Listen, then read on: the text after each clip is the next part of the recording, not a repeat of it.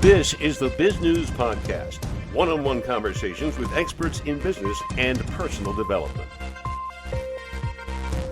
Success of your business may be dependent not so much on your business plan, but your IT plan.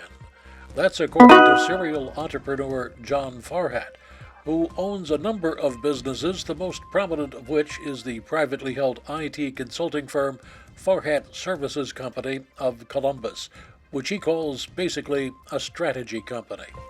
Mr. Farhat joins us for this Biz News Interview podcast. Well, John, let's start by, if you would, tell our viewers and listeners a little bit about yourself and your company. Good morning. Good morning, Doug. Good morning, everybody. I'm John Farhat, and I actually own a number of companies. One of them is called Farhat Services Company because we couldn't come up with anything more boring than that. And it is basically a strategy company. We work with businesses on figuring out their strategy, what their strategy ought to be, how to introduce business resilience into their IT. Because the basic premise is that you can have all the business plans in the world, but if your IT is moving south and your business plan says you need to move north, you're in fact moving south. Because that's the only way to execute a business plan is through information technology and information systems. And so what we do with clients is help them realize that and help them work through sometimes transitions, sometimes additions to what they're doing in order to introduce security, resilience, and then a more strategic direction that fits within the company. We have, at the beginning of the year, purchased a company called Mission Control. And the role of Mission Control is to operationalize the thought processes that we at Farhat Services create in terms of resilience, in terms of security, in terms of business continuity models. And because, as I said, you can only say that you have a business plan if you can execute it. And so Mission Control is the execution arm of Farhat Services if the client chooses to go with that. And then the third company is one that has existed for a while, and it is a voice over IP company. But again, we introduce the same concepts into it of resilience and security. So a lot of the calls we make sure are encrypted and that they have ways to fail over and fail back if problems do happen. So as you see, the big impetus, the big push behind everything that we do is making sure that our clients are using the right technology, using it securely, and have the ability to recover when a disaster happens. Well, John, many of our loyal subscribers may recall it was just over 2 years ago, just as the pandemic was being tried to be figured out in the United States, that you were last on one of our interviews. It was just audio only back then. What have you seen in the way of changes in terms of IT security during the pandemic years? I think the reason we went ahead with the purchase of Mission Control this year is because the security has been more and more of an issue. And most businesses, we're finding out, are not as secure as they think they or are not as resilient as they think they are. So the idea that your service provider, your support provider, whether you have that internally or externally, the idea that they can only do the things they used to do before and keep you connected and happy and safe is an outdated idea. What you have to have nowadays is security, security, security, security is first, security is second, security is third. And that security combined with data recovery and business data processes will get you the resilience that you need if in case your security ever fails, because there is nothing 100% when it comes to security. So the landscape has changed a little bit from your support team having to do support operations and change passwords and log you in and make sure printers work. Now we have to make sure that you are protected from the outside and you are protected from the inside, because a lot of the security issues do originate on the inside of the organization without people knowing that they are causing an issue. For example, you receive an email that looks like it is coming from the president of the company and says, wire $35,000 to this account. And if you are not educated, and education is a big part of what Mission Control is doing for clients, and if you are not educated to determine whether that is a legitimate email or it is a phishing email, you in fact have lost the company $35,000 in a couple of clicks. Last week, as a matter of fact, I heard one of my colleagues in another company talk about a client where somebody pretended to be their support from their architecture firm and kind of groomed them a little bit over the phone, sent a few emails because they had hacked into the email of the architecture company that they had been working with, realized that there were some invoices that needed to be paid, sent them invoices with instructions to send the money to an account that wasn't the architecture firms, and boom, there you go, $125,000 out the door. So these kinds of things are happening more and more often nowadays. Whereas when we talked a couple of years ago, everybody was worried about ransomware, and ransomware is still an issue, but the bigger issue is all this phishing, all the things that are causing you to lose actual cash. This is hard cash. This isn't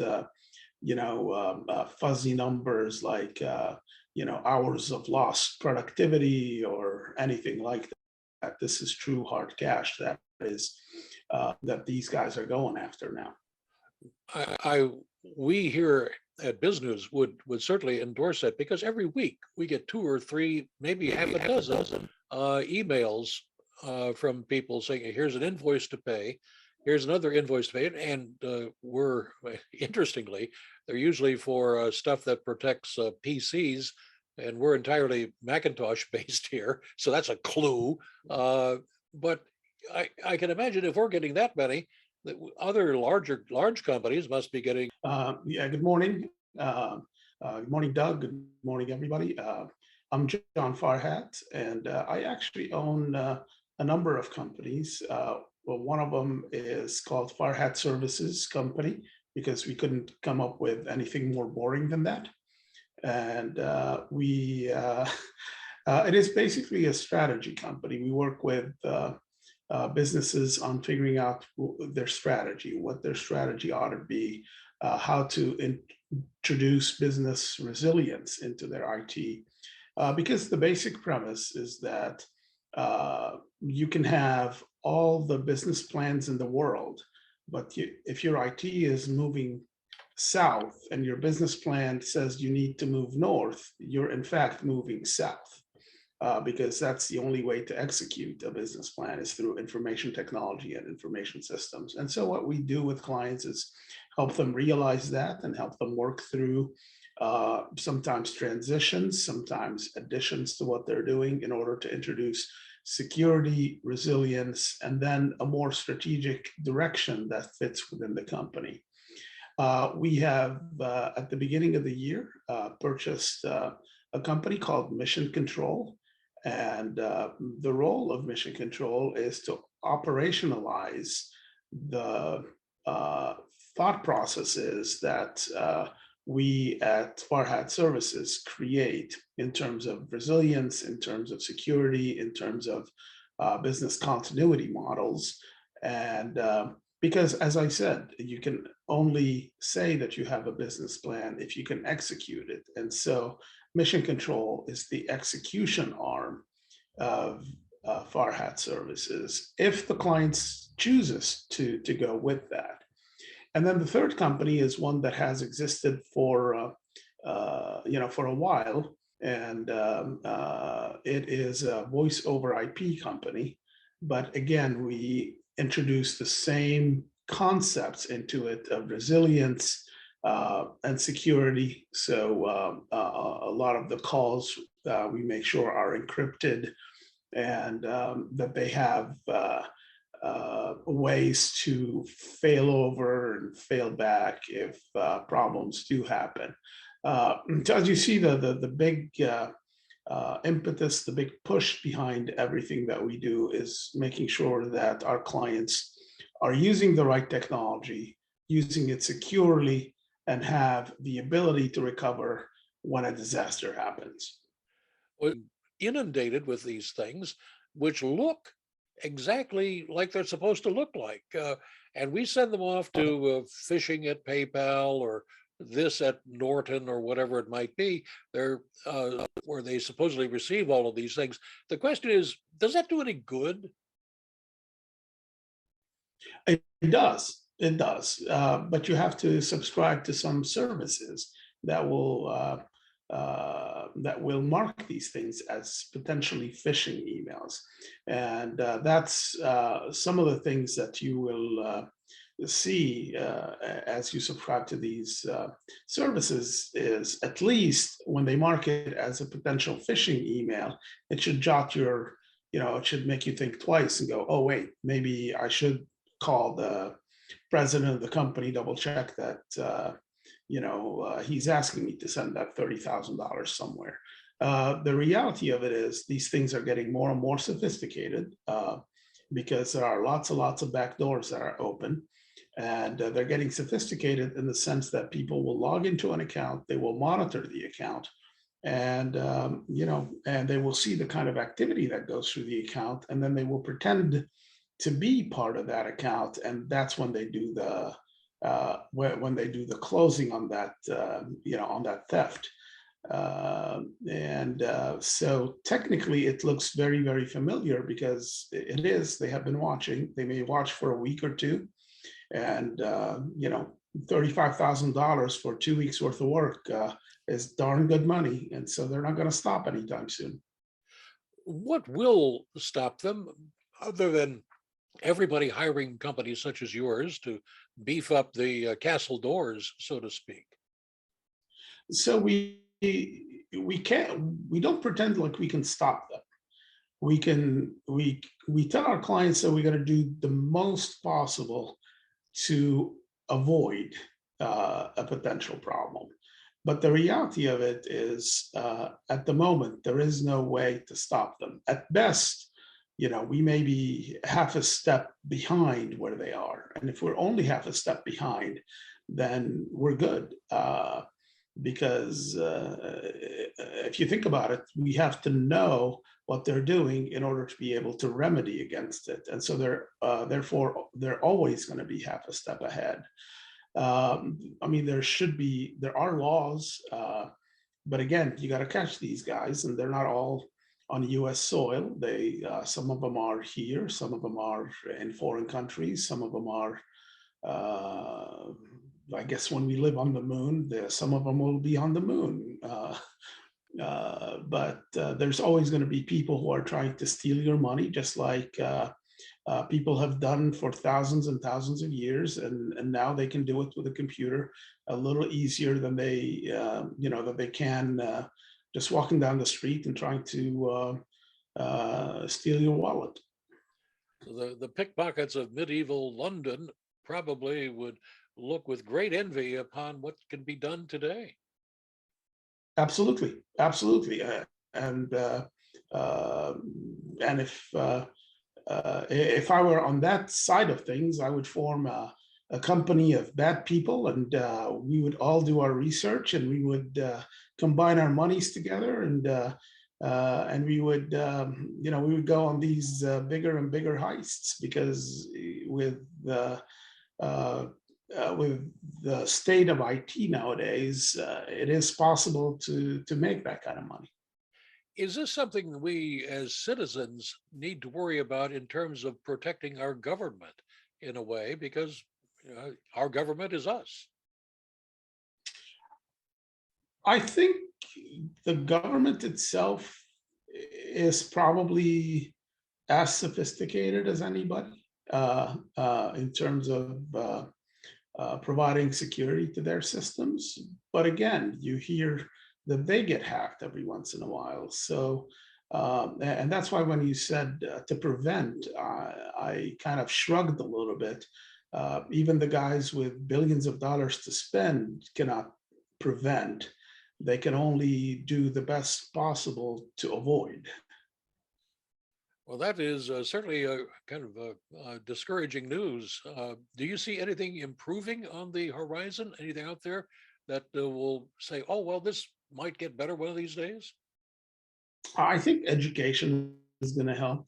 The more people understand that these things are out there, the more people understand what to look for, the more people understand, what technology can and cannot do, the more people understand these things. I think it will reduce that, but this is why educating users is a big tenet of the work that Mission Control does, because it is important that we uh, tell not just the CEO or the CFO, it's important that we tell every employee of the business that these things are happening. It's important that every employee, every staff member, every contractor understand that there are things happening out in the world that could affect their job and affect their ability to do their job properly as well. John, do you see anything in the way of the so-called metaverse that might change things 10, 15 years down the road, make it safer for individuals and companies? I have stayed as far away from metaverse as humanly possible. I I understand intellectually what they're trying to do. I just think that as it is, we're isolated enough and we don't need any more technology in between us. What we need is to shut down the technology every once in a while and go up to somebody, shake hands, and say good morning. And it must be good now that we're finally able to congregate at least a little bit, that we can do that to some extent. Absolutely. Absolutely. John, what would you like to add that we haven't had a chance to talk about? Could be anything. Oh, I think uh, your questions were very much on point in terms of where the IT industry is going, where the IT businesses are headed. And I'm very proud of the work that we are doing. I'm very proud of the work that we are doing supporting uh, two, potentially three different startups at the moment, from a dating app to an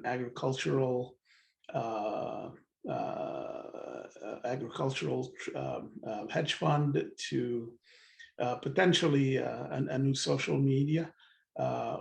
We love to work with people on new and great ideas, and I think it's amazing what individuals can think up, and I think the creativity of the people out there is amazing, and I honestly can't wait to see what the next 10 years are going to bring, because while things like Meta seem to kind of separate us from each other, there are lots of other applications out there and lots of other thoughts out there that are designed to bring us together as humans, to continue our skin to skin, hello, touch. And I think I'm more excited by the technologies that will help us accomplish more of that than the ones that allow us to live in a little screen. And for creative people and just plain uncreative people like me would like to get in touch with you, you must have a website. Yeah, I actually have our main website is F as in Farhat, S as in services, C as in company, I as incorporated. And then at the time when we created this, my daughter said we have to have an X to make us cool. So we have an X. So our website is fscix.com. And at the top of the website, there is a calendar scheduler. Please take the time, schedule 30 minutes, and happy to talk to anybody. You've been watching the Bizgnus Podcast. We welcome your input. Send your email to editor@bizgnus.com. Thanks for watching.